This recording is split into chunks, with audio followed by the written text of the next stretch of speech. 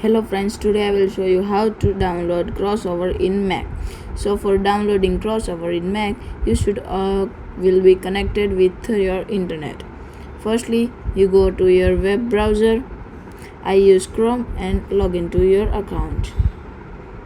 When you are log into your account, go to and search crossover.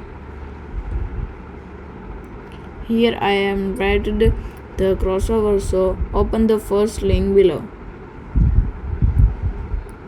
There you can scroll down and see the free trial option. If you want to buy, you can buy from here, and we are going with free trial.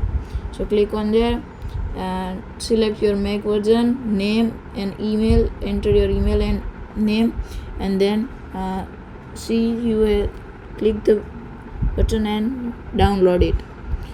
I have already downloaded it, so here you can see this is downloaded.